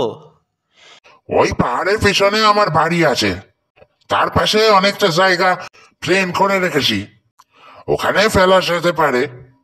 গুরুং কথাটা বলতেই ওর বাবা বললেন, জায়গাটা দেখিয়ে দাও না। তুমি সব ব্যাপারে কথা বলবে না। ও, এই সময় দুটো ছেলে এগিয়ে এলো। মিস্টার গুরুং আছেন? হ্যাঁ, আপনারা? আমরা শিলিগুড়ি থেকে আসছি। আমি গুরুং। কে পাঠিয়েছে? এমবি। অর্জুনের খেয়াল হলো এই দুজনকে সেবক রোডে দেখেছে সে। অসিতদের সঙ্গে বেরিয়ে এরাই উল্টো দিকে হেঁটে গেছে। অর্জুন গুরুংয়ের পাশে গিয়ে দাঁড়াতেই শুনতে পেল, ঝামেলা হয়ে গেল, এই দুটোকে বাড়িতে নিয়ে যেতে হবে। অর্জুন বলল, আপনি তো বাড়িতেই যাবেন, আমরা জায়গাটা দেখে আসি, আপনার সঙ্গে গিয়ে। গুরুং মাথা নাড়ল, তারপর ইশারায় ওদের অনুসরণ করতে বলে হাঁটতে লাগলো। অর্জুন শুনল, মাত্র 28,000, খুব বেশি হলে ওই 7 দিনে 14,000 থাকবে। বাবার জন্য ফালতু ঝামেলা নিতে হবে। অর্জুন বলল, গুরুং ভাই, এখানে টাকাটা বেশি কথা নয়। আপনি যে বাচ্চাদের সাহায্য করছেন, এটা কজন করে বলুন? অর্জুন শুনল, এ বেটা আমাকে জ্ঞান দিচ্ছে, হ্যাঁ, কিন্তু ওর সঙ্গীটাকে খুব সেনা সেনা লাগছে। কোথায় যেন দেখেছি। গুরুং দাঁড়ালো। আপনি কোথায় থাকেন ভাই? অর্জুন বলল, গ্যাংটকে। আপনি নিশ্চয়ই গ্যাংটকে গিয়েছেন? অর্জুন শুনল, গ্যাংটকে জুবিলি স্কুলে পড়ায় নাকি লোকটা? গ্যাংটকে কয়েকবার গিয়েছি। গ্যাংটকের কোথায়? মিস্টার থাপা কোনো কথা বলার আগেই অর্জুন বলল, উনি টিচার, এই গ্যাংটকের জুবিলি স্কুলে পড়ান। গুরুংয়ের মুখে হাসি ফুটল। তাই বলুন, আপনাকে ওখানেই দেখেছি। খুব সেনা সেনা মনে হচ্ছিল। আমার ভাগ্নি ওই স্কুলে পড়ে। মিস্টার থাপার গলা শুকনো শোনালো। কি নাম? শ্রেয়া, নিচু ক্লাসে পড়ে। পিচের রাস্তা ছেড়ে কাঁচা পথ ধরে ওরা অনেকটা চলে এসেছিল। এবার বাঁক ঘুরতেই বাড়িটা দেখতে পেল। অনেকটা জায়গা সমতল করে সোজা দোতলা বাড়ি বানানো হয়েছে। বাড়িটা বিশাল, লম্বা তারের বেড়ায় ঘেরা, বাগানে ফুলের গাছ লাগানো হয়েছে। অর্জুন জিজ্ঞেস করলো, আপনার বাড়ি? ঠিক আমার নয়, তবে আমারও বলতে পারেন। বুঝলাম না। বাড়িটা বানিয়েছেন আমার দাদা। উনি বিয়ে করেননি, তাই ওর পরে এই বাড়িটা আমি পাবো। হাত বাড়ালো গুরুং। ওই যে ওপাশে জায়গাটা দেখছেন, ওখানে তাঁবু ফেলা যেতে পারে। জলের ব্যবস্থা? ও সব হয়ে যাবে। মিস্টার থাপা বললেন, সত্যি বাড়িটা সুন্দর আছে, একবার ভিতরে গিয়ে দেখতে পারি? অবশ্য আপনার যদি কোনো আপত্তি না থাকে। অর্জুন শুনল, ঝামেলা পাকালো দেখছি। ঠিক আছে, বাগানে নিয়ে গিয়ে বের করে দেবো। হাজার হোক শ্রেয়ার মাস্টার। অর্জুন লক্ষ্য করছিল সেই ছেলে দুটো খানিকটা দূরত্ব রেখে ওদের অনুসরণ করেছে। এমবি পাঠিয়েছে মানে কি মানা ভাই পাঠিয়েছে? ওরা কি লোকটাকে এমবি বলে? নিচে নেমে গেটের কাছে পৌঁছতেই একটি পাঞ্জাবি যুবক দৌড়ে এসে সেলাম করে তালা খুলে দিল। ছেলেটি স্বাস্থ্যবান। বাড়ির সামনের বাগানে পৌঁছে গুরুং বলল, এই হলো বাড়ি, এমন কিছু আহামরি নয়। অর্জুন বলল, হ্যাঁ, তাহলে তাঁবুর ব্যাপারটা পাকা? এখনই বলতে পারছি না। সামনের মাসে আমার একটু এই বাইরে যাওয়ার কথা আছে। যদি ক্যান্সেল হয় তাহলে করে দেব। কিন্তু সেটা জানবো কি করে? দোকানের ঠিকানায় চিঠি লিখবেন। এই সময় মিস্টার থাপা বললেন, এক্সকিউজ মি মিস্টার গুরুং, আমি আপনাদের টয়লেটটা ব্যবহার করতে পারি? স্টমাকে মনে হচ্ছে গোলমাল হচ্ছে। অর্জুন শুনল, সর্বনাশ, টয়লেটে যাওয়ার আর সময় পেল না। সে বলল, এ কি বলছেন মিস্টার গুরুং? জন্ম মৃত্যু এবং টয়লেটে যাওয়া তো আগে থেকে জানান দিয়ে হয় না। গুরুং এমনভাবে ঘুরে দাঁড়ালো যেন কেউ তাকে সপাটে চড় মেরেছে। তার মুখ হাঁ হয়ে গেল। অর্জুন বলল, ওকে টয়লেটটা দেখিয়ে দিন। আপনি আপনি হঠাৎ এই কথা বললেন কেন? আমার মনে হলো আপনি এরকম ভাবতে পারেন। গুরুং তাকিয়েছিল এক দৃষ্টিতে। অর্জুন শুনতে পেল, এই লোকটার থেকে দূরে থাকতে হবে, খুব সাংঘাতিক লোক। তারপর ঘুরে দাঁড়িয়ে মিস্টার থাপাকে বলল, আসুন আমার সঙ্গে, আর তোমরা ওই গাড়িতে গিয়ে উঠে বসো। বাগানের আর এক প্রান্তে দুটো গাড়ি দাঁড়িয়েছিল, তার সামনে দুজন ড্রাইভার। মিস্টার থাপাকে নিয়ে গুরুং বাড়ির ভেতর ঢুকে গেলে ছেলে দুটো এগিয়ে গেল গাড়ির দিকে। ড্রাইভার ওদের মারুতি ভ্যানে উঠতে পড়ল। অর্জুন ভেবে পাচ্ছিল না কিভাবে বাড়ির দোতলায় উঠবে। ছেলে দুটোকে যখন গাড়িতে উঠতে বলা হলো তখন নিশ্চয়ই কোথাও নিয়ে যাওয়া হবে। তাহলে হারাধনদের কি এ বাড়িতে নিয়ে আসা হয়নি? অসিত এবং তার সঙ্গী কোথায় গেল? এদের চিপ যদি দোতলায় থাকে তাহলে সেখানেই কি ওরা রয়েছে? সেই শক্তিমান লোকটি এখন দরজার সামনে দাঁড়িয়ে। ওপারে যেতে গেলে ও নিশ্চয়ই বাধা দেবে এবং তাতে কাজের কাজ কিছু হবে না। লোকটার কাছাকাছি গিয়ে কান পাতল অর্জুন, কিন্তু কিছুই শুনতে পেল না। আশ্চর্য, লোকটা কি কিছুই ভাবছে না? মিস্টার থাপাকে নিয়ে গুরুং ফিরে এলো একটু বাদে। আচ্ছা, অর্জুন শুনতে পেল, বিদেয় হও। তাহলে আপনি কথা দিচ্ছেন না? মাথা নাড়ল গুরুং। অর্জুন শুনল, এখানে একে আনাই ভুল হয়েছে, একটু পরেই বস বের হবে, এদের এখান থেকে না কাটালে। গুরুং হাত নাড়ল। অর্জুন মিস্টার থাপাকে বলল, চলুন অন্য কোথাও খোঁজ করি। ওরা গেট পেরিয়ে পাহাড়ি পথ ধরে হেঁটে ওপরে চলে গেল। বাড়িটা এখন নিচে। অর্জুন চারপাশে তাকিয়ে একটা ঝোপ দেখতে পেল। সে পা চালালো। চটপট চলে আসুন, লুকোতে হবে। মিস্টার থাপা একটুও দ্বিধা করলেন না। ঝোপের আড়ালে চলে গিয়ে বললেন, জানি না কেউ আমাদের লক্ষ্য করলো কিনা। নিচের ওরা করেনি, ওপর থেকে কেউ করলে ওরা জানতে পারবে না। ভেতরটা কিরকম দেখলেন? কিছুই চোখে পড়েনি, তবে এত কস্টলি টয়লেট বোধহয় এই 5 স্টার হোটেলেই থাকে। এরকম জায়গায় ভাবাই যায় না। আপনার যদি মনে হয় এই বাড়িতে লিডার লুকিয়ে আছে, তাহলে আমরা সার্চ করতে পারি। কিন্তু আমি তো নিশ্চিত নই। কিন্তু এই গুরুং লোকটা হঠাৎ যেন বদলে গেল। মিস্টার থাপার কথা শেষ হওয়া মাত্র একটা লোক বাইরে বেরিয়ে ইশারা করা মাত্র ভ্যানের পাশে দাঁড়ানো মারুতি জেনটা ধীরে ধীরে এগিয়ে এলো সিঁড়ির সামনে। তারপরই সেই শক্তিমান লোকটা পিছনের দরজা খুলে এক পাশে দাঁড়িয়ে গেল। এখান থেকে বারান্দাটা দেখা যাচ্ছে, কিন্তু বাইনোকুলারের অভাব টের পাচ্ছিল অর্জুন। এই সময় 4 জন লোক বেরিয়ে এলো ব্যস্ত পায়ে। এদের মধ্যে গুরুংও আছে। ওদের পেছন পেছন যে মানুষটা বেরিয়ে এলো তার উচ্চতা বড়জোর 4.5 ফুট। মাথাটা বিশাল বড়, পরনে গ্যালিস দেওয়া প্যান্ট শার্ট, গরম জামা পরেনি। লোকটা সোজা গাড়ির মধ্যে ঢুকে যাওয়া মাত্র ওরা দরজা বন্ধ করে ভ্যানের দিকে ছুটল। শুধু গুরুং গিয়ে জেনের সামনের সিটে বসে দরজা বন্ধ করলো। অর্জুন বলল, তাড়াতাড়ি চলুন, বড় রাস্তায় পৌঁছতে হবে। মিস্টার থাপা বললেন, সেটা সম্ভব করতে পারলে চাকরি ছেড়ে দিতাম। ওরা গাড়িতে চেপে এখানে আসার আগে বড় রাস্তায় পৌঁছালে বিশ্ব রেকর্ড হয়ে যাবে দৌড়ানোর। কথাটাই যুক্তি আছে। তাছাড়া গুরুং মিস্টার থাপাকে চিনতে পারেনি বটে, ওই বেঁটেল একটা তো চিনতে পারে। গাড়ি দুটো তখন বাড়ি থেকে বেরিয়ে গেছে। ঝোপের মধ্যে বসেই ওরা দেখলো গাড়ি দুটো ওদের পিছন দিয়ে ওপরে উঠে গেল। মিস্টার থাপা ঝোপ থেকে বেরিয়ে এসে বললেন, ওরা কোথায় গেল এটাই জানা গেল না। ওরা তো আমাদের ঠিকানাটা বলতো না। এই যে ছেলে দুটো, এরাও কি ডাকাতি করে? সেটাই স্বাভাবিক। বড় রাস্তায় পৌঁছতেই ভ্যানটা আচমকা থেমে গেল পাশে। একে দাদা, আপনি? আরে, তোমার এত তাড়াতাড়ি হয়ে গেল? তাড়াতাড়ি? এর মধ্যে ঘন্টা 4 চলে গেছে জানেন। মাধব কার্শিয়াং থেকে প্যাসেঞ্জার নিয়ে ফিরে গেছে, ভ্যান ভর্তি। মাধব, তুমি একটু নেমে আসতে পারবে? নিশ্চয়ই দাদা।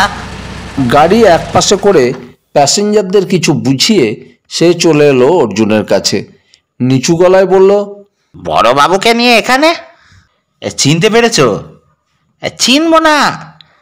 আমার কথা একটু বলে দেবেন, যাতে কেস না নেয়।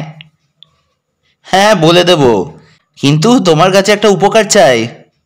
আদেশ করুন।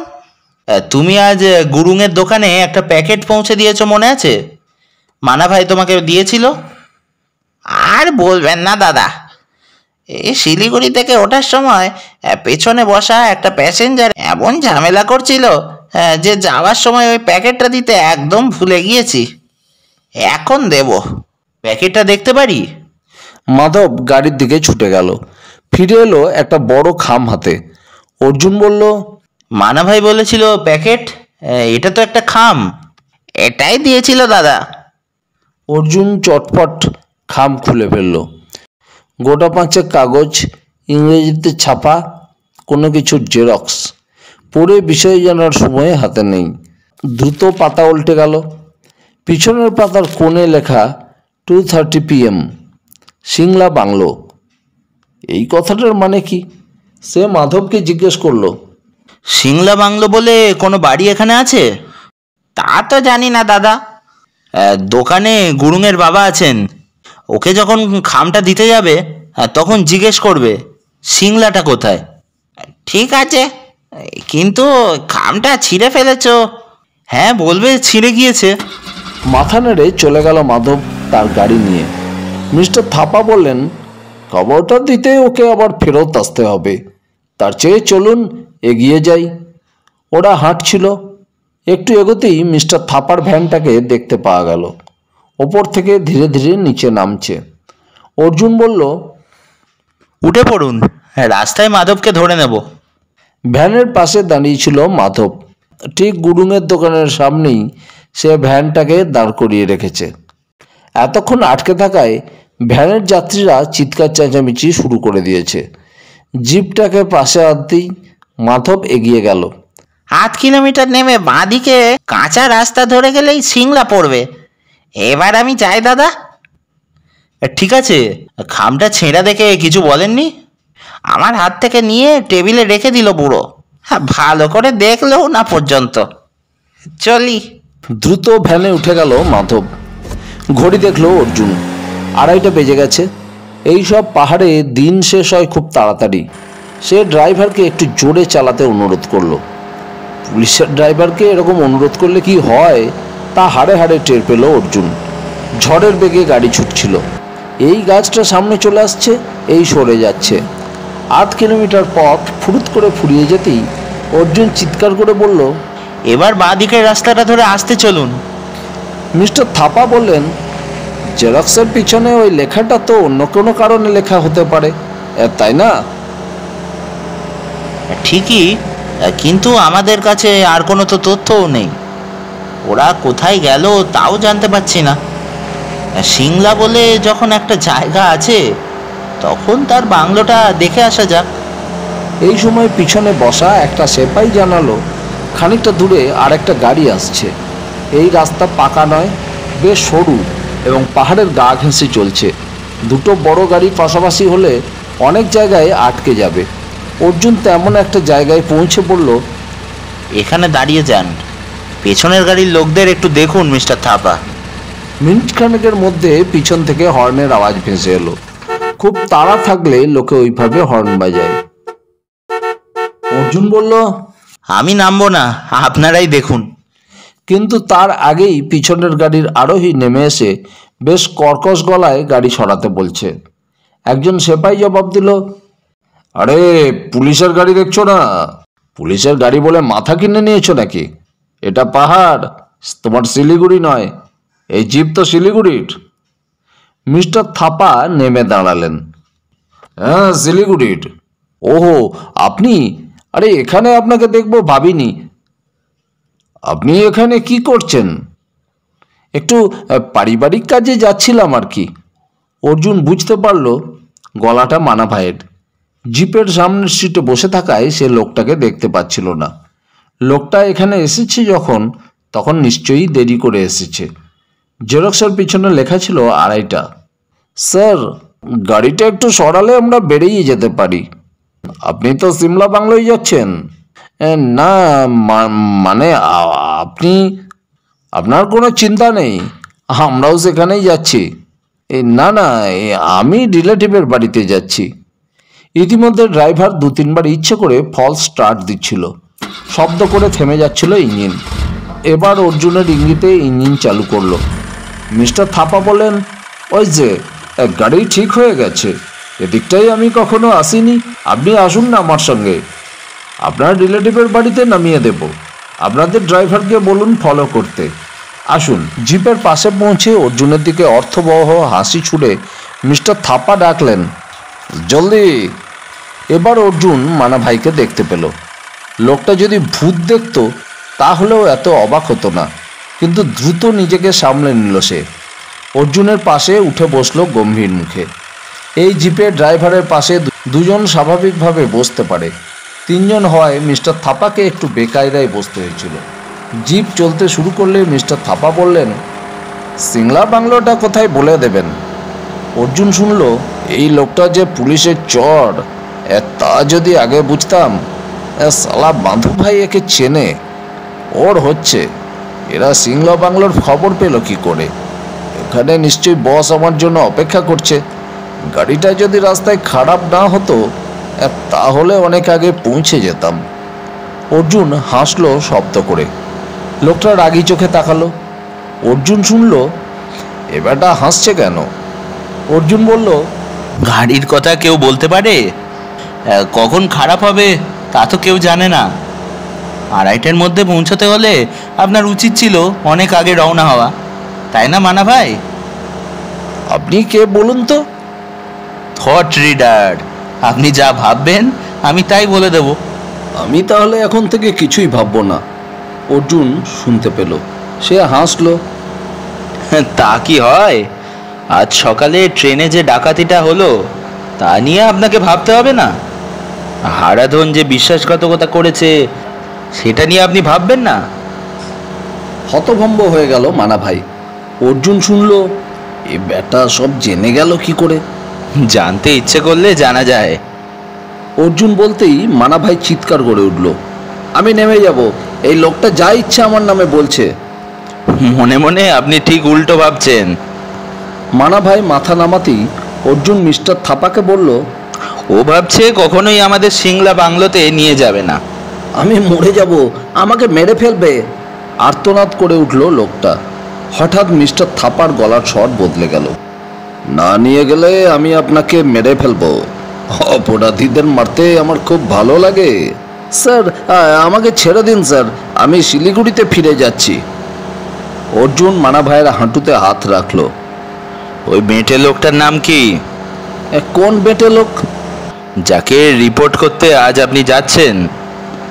আমি নাম জানি না, সবাই চিপ বলে, আমিও তাই বলি। মিস্টার থাপা, এই লোকটা মিথ্যা কথা বলছে। ঠিক আছে, ওর নাম এসকে গুরুং। দোকানদার গুরুংয়ের দাদা? না, ইনি নেপাল থেকে এসেছেন। তো আপনার সঙ্গে আলাপ হলো কি করে? আমি কাজ খুঁজছিলাম, উনি কাজ দিয়েছেন। এ পর্যন্ত কটা ট্রেন ডাকাতি করেছেন? আমি করিনি। যারা করেছে তাদের তো আপনি রিক্রুট করেছেন। অর্জুন শুনল আর বলবো না, অনেক বলে ফেলেছি। এই পথে এতক্ষণ মানুষ ছিল না। এবার এক বৃদ্ধকে দেখা গেল। মিস্টার থাপা জিপ থামিয়ে তাকে জিজ্ঞেস করলেন, সিংলা কত দূরে আছে? আপনারা তো সিংলা পেরিয়ে এসেছেন ভাই। আচমকা খেপে গেলেন মিস্টার থাপা। জিপ থেকে মানা ভাইকে প্রচণ্ড জোরে ঘুষি মারলেন। মানা ভাই মাটিতে পড়ে গিয়ে আর্তনাদ করতেই পিছনে আসা ভ্যানটা মুখ ঘোরাতে চেষ্টা করলো। মানা ভাই চিৎকার করে ড্রাইভারকে নিষেধ করতে সে থেমে গেল। মাটি থেকে উঠে মানা ভাই বলল, ঠিক আছে, যা বলবেন তাই করব। অর্জুন গাড়ি থেকে নেমে পড়ল। ভ্যানের ড্রাইভারকে জিপে নিয়ে আসা হলো। মানা ভাইকে নিয়ে ওরা ভ্যানে উঠল। মিস্টার থাপা ড্রাইভিং সিটে বসলেন। দুটো গাড়ি মুখ ঘোরালো। জিপের ড্রাইভারকে বলা হলো ইশারা করা মাত্র থেমে যেতে। মিনিট 10 যাওয়ার পর মানা ভাই বলল, এই জায়গারই নাম সিংলা। অর্জুন বলল, এবার আপনি সত্যি কথা বলেছেন। কি করে বুঝলেন? কারণ উল্টোপাল্টা ভাবেননি। বাংলোটা কোথায়? ডান দিকের রাস্তায়, বাঁক নিলেই দেখা যাবে। গাড়ি থামলো। অর্জুন নেমে জিপের কাছে গেল। ভ্যানের ড্রাইভার গম্ভীর মুখে বসেছিল। অর্জুন তাকে বলল, তুমি ওই ভ্যান ভাড়া কাটাও? হ্যাঁ, এসব ঝামেলা হবে জানলে কে আসতো? মাধবকে চেনো? মাধব আমার বন্ধু। বাহ, শোনো, যদি প্রাণে বাঁচতে চাও তাহলে জিপ থেকে নেমো না। তারপর সেপাইদের দিকে তাকিয়ে অর্জুন বলল, আপনারা এখানেই অপেক্ষা করুন। 15 মিনিটের মধ্যে না ফিরলে বাংলোর ভেতরে যাবেন। সামনের বাঁক ঘুরলেই বাংলো। মিস্টার থাপা ধীরে ধীরে গাড়িটাকে নিচে নামিয়ে আনলেন। তার পাশের সিটে বসে আছে মানা ভাই। পিছনের সিটে যতটা সম্ভব নিজেকে আড়াল করে রেখেছিল অর্জুন। বাঁক ঘুরতেই বাংলোটাকে দেখা গেল। কাঠের বাড়ি, দোতলা, সামনে লন। দোতলার বারান্দায় দুজন লোক বসে আছে। তাদের একজন চিৎকার করে উঠে দাঁড়ালো, এতক্ষণে আসার সময় হলো? চিফ তোমাকে কখন রিপোর্ট করতে বলেছিল? মানা ভাই জানলা দিয়ে মুখ বাড়িয়ে বলল, গাড়ি খারাপ হয়ে গেছিল, আমার কিছু করার ছিল না। অর্জুন বুঝলো দোতলার লোকটা গুরুং, কিন্তু সে যদি ড্রাইভারকে দেখতে পায় তাহলে স্পষ্ট চিনে ফেলবে। ভাগ্যিস ভ্যানের ড্রাইভারের দিকটা বাংলোর উল্টো দিকে পড়েছে। অর্জুন চাপা গলায় বলল, আপনি নামবেন না, বলুন পায়ে চোট পেয়েছেন, হাঁটতে পারছেন না। কি হলো, নামছো না কেন? গুরুং চিৎকার করলো ওপর থেকে। হাঁটতে পারছি না, পায়ে চোট আছে। গুরুং মুখ ঘুরিয়ে কিছু বলল। এবার বারান্দার রেলিংয়ের ঠিক ওপরে দ্বিতীয় লোকটির মুখ দেখা গেল। সেই বেঁটে লোকটা। কোনো মানুষের মুখ যে এত কদর্য হতে পারে তা ভাবা যায় না। কি করে চোট পেলে? গুরুং জিজ্ঞেস করলো। বললাম না, গাড়ি খারাপ হয়ে গেছিল অ্যাক্সিডেন্টে, তখনই চোট পাই, ডাক্তার পর্যন্ত দেখাতে পারিনি। মানা ভাই জবাব দিল। চোট পেলে না নামাই ভালো, সেটা আরো খারাপ হবে। গম গম করলো কণ্ঠস্বর। ওই বেঁটে মানুষের শরীর থেকে যে এত জোরে শব্দ বেরোতে পারে সেটা না শুনলে বিশ্বাস করা যাবে না। তারপর ধীরে ধীরে সিঁড়ির ওপর এসে দাঁড়ালো লোকটা। বেঁটে, গ্যালিস দেওয়া প্যান্ট, মাথায় টুপি এবং মুখে চুরুট, চোখে সরু ফ্রেমের চশমা। লোকটা বলল, রিপোর্ট? আজ আমাদের কেউ ধরা পড়েনি, তবে 5 জন প্যাসেঞ্জার উন্ডেড হয়েছে। ছেলেরা বাধ্য হয়েছে ওটা করতে। ভুল, উন্ডেড নয়, 4 জন মারা গেছে। আমি খবর পাইনি স্যার। তুমি আজকাল বড্ড গাফিলতি করছো মানা ভাই। আমি এখানে বসে যে খবর পাই তুমি শিলিগুড়িতে থেকে তা পাও না। কত টাকার জিনিস? এখনো কাউন্ট করিনি, আনুয়া বাড়িতে পাঠিয়ে দিয়েছি। এটাও ঠিক নয়, হিসেব তোমার রাখা দরকার। আজ মাত্র 25,000 এনেছে ছেলেরা। এত কম টাকার জন্য চার্জ করা বোকামি। মালদা থেকে যে তোমাকে খবরটা দিয়েছে তাকে আর দরকার নেই। ঠিক আছে। গাড়িটা কার? ভাড়া গাড়ি। ড্রাইভার? বিশ্বাসী। এখন থেকে নিজে গাড়ি চালাবে। সাক্ষী রেখে ঘোড়া আমি অপছন্দ করি। আরো 2 পা নেমে এলো বেটে লোকটা। গুরুং, ওদের আলো। একটু পরেই নিচের ঘরের দরজা খুলে 6 জন ছেলেকে বাইরে বের করে আনা হলো। ওদের সঙ্গে 6 জন বলবান মানুষ ছিল। 2 জনের হাত পিছন দিক করে বাঁধা। ওদের আলাদা করে দাও। গুরুং নিচে নেমে এসেছিল।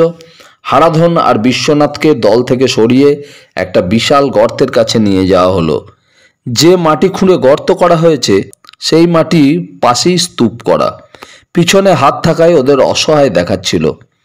এই 2টো ছেলেকে পুলিশ অ্যারেস্ট করেছিল, কিন্তু কেন করেছিল না, একজন যে ডাকাতি করেছে সেই প্রমাণ ট্রেনে রেখে এসেছিল। তার সূত্র ধরে ওর বাড়িতে সেই রাত্রে 2 জন হানা দিয়েছিল যারা পুলিশ নয়। খবরটা যদিও সে আমাদের কাছে ঠিক পৌঁছে দিয়েছিল, কিন্তু লোক 2 জনকে ওদের ঠিকানায় পাওয়া যায়নি।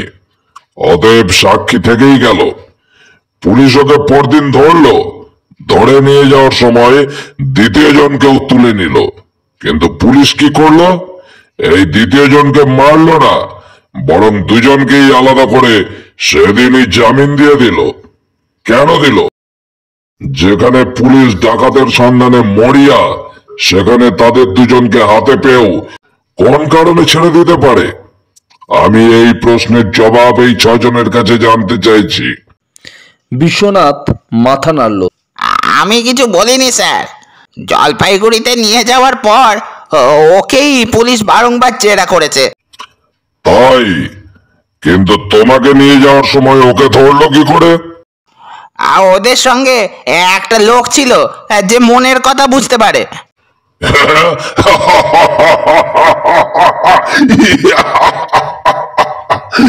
মনের কথা বুঝতে পারে?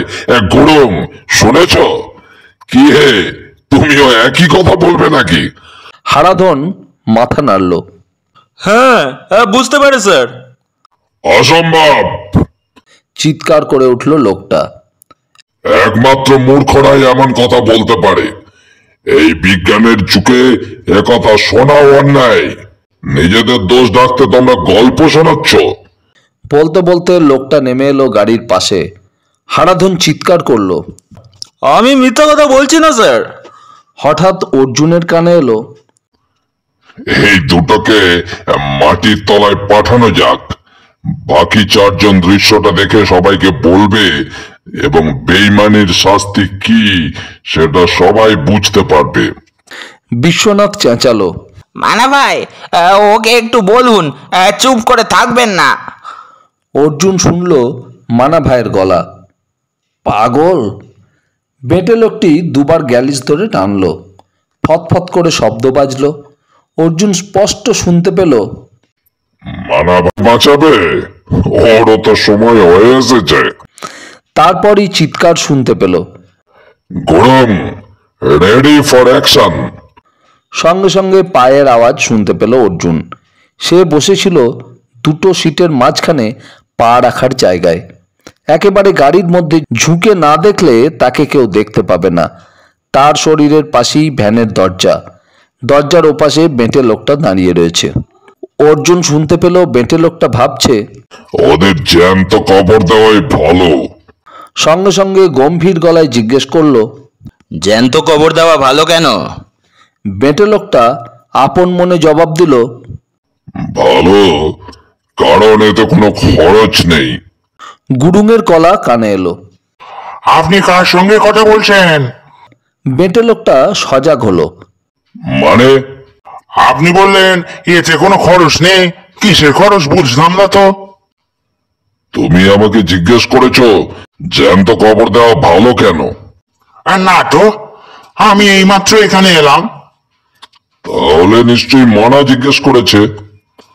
সঙ্গে সঙ্গে মানা প্রতিবাদ করলো, আমি জ্যান্ত কবরের কথা জানবো কি করে যে জিজ্ঞেস করব?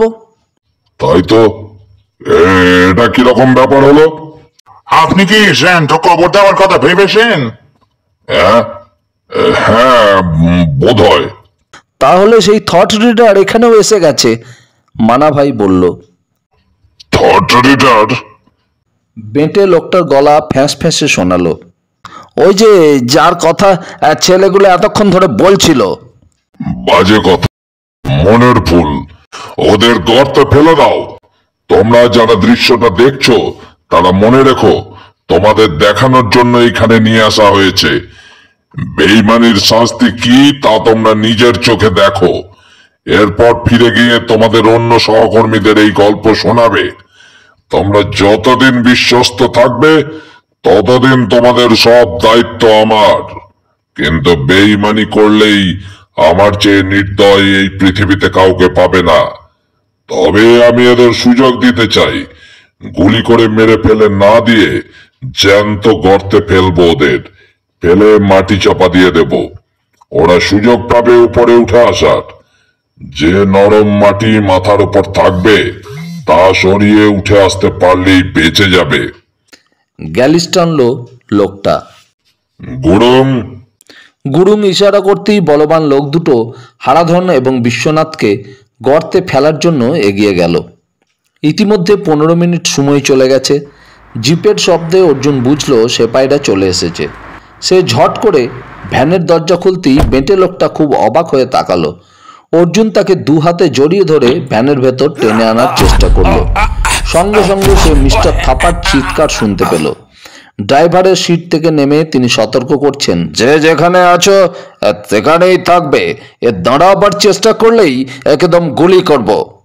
ওই বেঁটে মানুষটার শরীরে এত শক্তি যে অর্জুন কিছুতেই ওকে কাবু করতে পারছিল না। লোকটা তাকে খামচাচ্ছিল, পা ছুঁটছিল শূন্যে, আবার মাথা দিয়ে ওর পেটে আঘাত করছিল। সেপাইটা ছুটে এলো জিপ থেকে। ওরা বেঁটে লোকটাকে টেনে সরাতে যেতেই ওর হাত এসে পড়ল অর্জুনের বুকে। সঙ্গে সঙ্গে গলায় এত জোরে টান লাগলো যে শ্বাস বন্ধ হওয়ার জোগাড়। অর্জুন মুখ ফেরাতেই শব্দ হলো এবং ঝুরঝুর করে রুদ্রাক্ষের ফলগুলো ছড়িয়ে পড়তে লাগলো মাটিতে। ততক্ষণে লোকটাকে কবজা করে ফেলেছে সেপাইরা। অর্জুন নিচু হয়ে রুদ্রাক্ষ কুড়োনোর চেষ্টা করলো। ওদিকে মিস্টার থাপা তখন গুরুংকে আটক করেছেন, কিন্তু বাকি 4টে ছেলে প্রাণপণে দৌড়তে শুরু করেছে। সেপাইরা তাদের ধরবার চেষ্টা করেও ব্যর্থ হলো। পরিস্থিতি আয়ত্তে আসার পর মিস্টার থাপা অর্জুনের দিকে এগিয়ে আসছিলেন। অর্জুন তখনও উবু হয়ে রুদ্রাক্ষ খুঁজে চলেছে। গোটা 10 পাওয়া গিয়েছে এতক্ষণে। সে চিৎকার করলো, এগোবেন না, পায়ের তলায় পড়লে নষ্ট হয়ে যাবে ওগুলো। আরে কে খুঁজছেন আপনি? রুদ্রাক্ষ, 1 মুঠোর প্রচুর দাম। মিস্টার থাপার সামনে একটা পড়েছিল, সেটা তুলে তিনি অর্জুনের দিকে ছুড়ে দিলেন। ওরা বাড়ির ভেতরটা সার্চ করতে গেল। এক এক করে প্রায় 18টা রুদ্রাক্ষ পেল অর্জুন। এগুলো কি দিয়ে গাঁথা ছিল সেটা বোঝা যাচ্ছে না। কোনো সুতো নেই বা চেন দেখতে পাওয়া যাচ্ছে না। হারাধন আর বিশ্বনাথ কাছে এসে দাঁড়াতে সে চিৎকার করলো, খোঁজো, ভালো করে খুঁজে দেখো তো এরকম রুদ্রাক্ষ পাও কিনা। হারাধন কান্না জড়া গলায় বলল, দাদা, আমাদের কি হবে? অর্জুন মুখ ফিরিয়ে দেখল হাত বাঁধা অবস্থাতেও বেঁটে লোকটা শরীর মুচড়ে যাচ্ছে সমানে, তার চোখ জ্বলছে। অর্জুন বলল, কি আর হবে, আবার ডাকাতি করবে? না দাদা, জীবনে আর কোনোদিন এসব কাজ করবো না। সেটা পুলিশ বুঝবে, এখন পারো যদি খুঁজে বের করো। ইতিমধ্যে লোকাল থানায় খবর পাঠিয়েছেন মিস্টার থাপা। সেখান থেকে বিরাট পুলিশ বাহিনী এসে গেছে। একই সঙ্গে তল্লাশি চালানো হচ্ছে গুডুংয়ের বিশাল বাড়িতে। গুডুংয়ের মানা ভাই পুলিশকে জানিয়েছে এই লোকটি নেপাল থেকে এসেছিল 3 বছর আগে। একটু একটু করে লোকটা টাকা ছড়িয়ে ওদেরকে দলে টেনে নিয়েছে। নিউ জলপাইগুড়ি থেকে আলিপুরদুয়ারের রেলপথ ডাকাতির পক্ষে সবচেয়ে নিরাপদ জায়গা বলে দল অর্গানাইজ করিয়েছে। স্থানীয় ছেলেদের নেওয়ার কারণ ওরা এই রেলপথ থেকে চট করে যে যার বাড়িতে গিয়ে লুকোতে পারবে। এদিকে শিলিগুড়ি থেকে আলুয়াবাড়ি পর্যন্ত বাস রাস্তায় ডাকাতির পরিকল্পনা এই লোকেরই। ওরা এর নাম জানে না, ওকে চিপ বলে ডাকতে হয়। তল্লাশি তখনও শেষ হয়নি। অর্জুন মিস্টার থাপাকে বলল, এদের নিয়ে কি করবেন? এদের তো কোর্ট জামিন দিয়েছে। তাহলে আমাদের কিছু করবার নেই। যে 4 জন পালিয়েছে তাদের ধরবার চেষ্টা করা হচ্ছে। ডাকাতির কিছু জিনিস এখানে পেয়েছি, গুডুংয়ের বাড়িতে কি পাওয়া যাবে জানি না, মিস্টার থাপা বললেন। আমি এবার ফিরে যেতে চাই। বেশ, তো যদি সম্ভব হয় কাল একবার আমার থানায় আসবেন। হ্যাঁ, চেষ্টা করব। মানা ভাই পুলিশ হেফাজতে বলে ওর ভ্যানটাকে পাওয়া গেল। পুলিশ তাকে ছেড়ে দিয়েছে বলে ড্রাইভার খুব কৃতজ্ঞ। অর্জুনের সঙ্গে হারাধন এবং বিশ্বনাথ ভ্যানে উঠে বসল। কিছুক্ষণ যাওয়ার পর হঠাৎ বিশ্বনাথ জিজ্ঞেস করলো, দাদা কিছু বলছেন না যে? কি ব্যাপারে? এখনই আমি একটা উল্টো পাল্টা ভেবে ফেলেছিলাম। কি ভেবেছো? বাহ, আপনি তো সব বুঝতে পারেন। আমি ভেবেছিলাম আপনি না থাকলে এতক্ষণে মাটির তলায় শুয়ে থাকতাম। অর্জুন চোখ বন্ধ করল। সে কিছুই শুনতে পাচ্ছে না। রুদ্রাক্ষগুলো এখন তার পকেটে। বাড়ি গিয়ে মালা গেঁথে গলায় পড়লে তবে হয়তো এটা সক্রিয় হবে। এই শয়তানটা যে মালা আঁকড়ে ধরবে তা সে বুঝতে পারেনি।